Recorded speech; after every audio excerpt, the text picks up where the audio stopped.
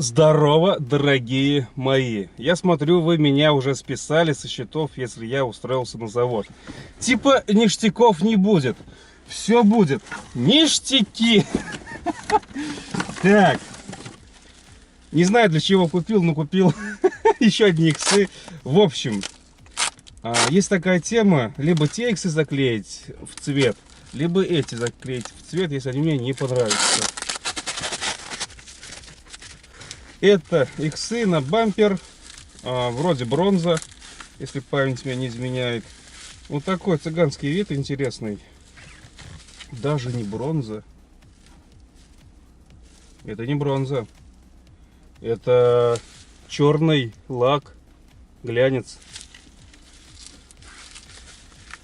Ну, качество такое себе, средненькое. Ну и цена, конечно, очень дешевая из-за того, что если брать полностью комплект заводской, он выйдет, наверное, ну, в 1003 с лишним, под 4000. А тут два косаря и вот, вроде 2000. Вот есть облои, конечно, их нужно срезать. Вот так, смотрите, черный стиль. Может, даже их я оставлю. Конкретно их оставлю. Не буду их заклеивать, а заводские заклею. Может, даже просто в цвет даже не буду делать, а вот такие поставлю. Потому что черный цвет, ну, мне уже интересен. Но это нужно смотреть. Не понял. Что-то больно как-то от завода не отличается. Реально. В общем, я их буду модернизировать. На них я наклею накладочки. Потом бампер сниму, скину, оригинал сниму и уже с накладочками сюда поставлю. Но я что-то в натуре не пойму. Походу я... Но тут чуть чернее. Ну а смысл? Да, чуть чернее.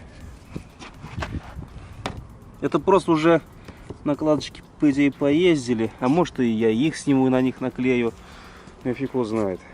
Так, ладно, дальше. Насчет подвески. На втором канале был видос, где скрипы при повороте руля. Ну, естественно, это уже подшипники опоры. Вот, и я заказал комплект. Сами опоры на всякий пожарный. Вот они. Это Демпфи Комфорт. Потому что если я их разберу и вдруг там будут трещины, то, блин, ну лучше тогда поставить новье, чем обратно старье ставить. Потом под пружины, да, под пружины кольца заводские. Это завод. И где-то там должны быть подшипники еще. Так, это опять опора Демпфи. Ну так, кстати, вес такой приличный, тяжеленький, мощный. Базара нет. Вот они, подшипники под опору. СНРские. Ну типа это заводские, там стояли такие СНР. Сейчас будут только китайские у всех. Я поставлю завод. Вот.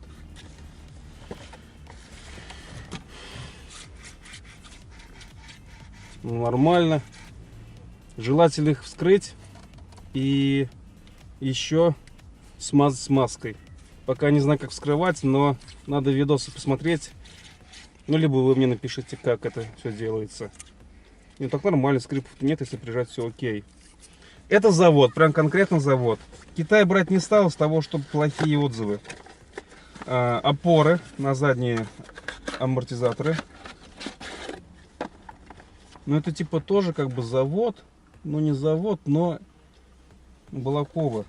Ну, делают они классно. Именно вот такая упаковочка, она оригинальная. Не то, что Балаково в пакетиках продается во всех магазинах РФ, особенно в Кузнецке. А вот именно вот. Так должно быть. Так. Ну, резинка такая нормальная. Это вроде нового образца. Здесь уже все утолщенное. Бить уже не будет. Кстати, вот и гравировка, все есть. Это то, что это оригинальная запчасть. Может быть, в пакетиках где-то намного дешевле, тоже написано Балакова резинотехника, но нет. Только в упаковке все должно быть. Уже наполовину забыл, что здесь, потому что сейчас работают все мозги на бикрень. Вот, уже думаю о работе, забываю, там, что я заказал. А, это ладья. Я же бампер буду скидывать. Там сверху у меня все матовое. Ну и ладью я тоже матовую взял. Да, низ будет глянец, но верх мат. Ну так, качество четкое. Не оригинал, но сделано классно. Датчик, оригинальный датчик. Четкая вещь температуры. У меня вес глючил из-за него, но там я уже поставил датчик лузаровский. Ну, в принципе, там и термос Лузар, пусть они одной фирмой. Это завод. Это я поставлю отцу, если у него будет машина тупить. В общем, у него иногда в жару. Ну, это зависит от прошивки. Ну, и тоже датчик, он моросит, если... Вот. На горячую жару пуск двигателя не очень. Так. Это этот датчик виноват. И прошивка. И...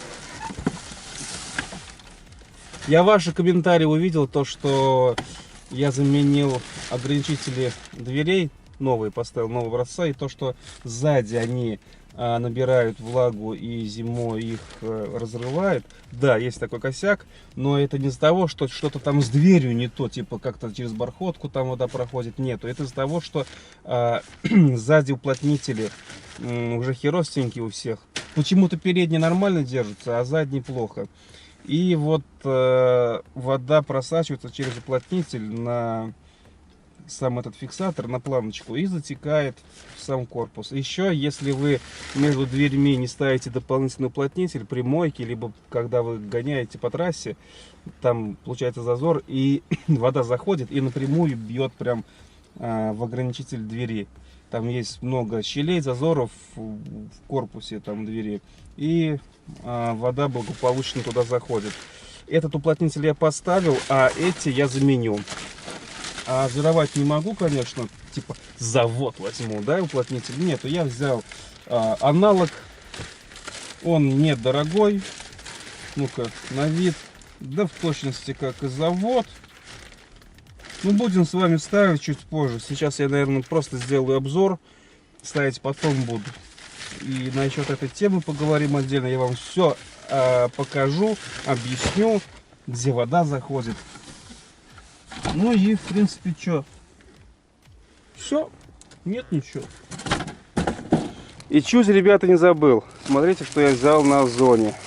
Ссылочка тоже будет в описании. Это тоже от Весошоп. Они есть и там. Доставка очень быстро, кстати. Вот такие полотенца. Класс. Ё-моё, здесь что-то так интересно, как будто резиной покрыто. В общем, машины мыть просто идеально. Супер. Просто супер. Здоровый такое полотенце. Заказал 2 штуки. Просто огонь. И еще есть мешочек такой. Ну, кому нужно. Там что-то еще есть. Наверное, инструкция, как его применять, да? Точно! Чтобы мы не перепутали. И смотрите, как ходит ворс. Он очень длинный. Ну, такое полотенце интересное. И тяжелое, кстати.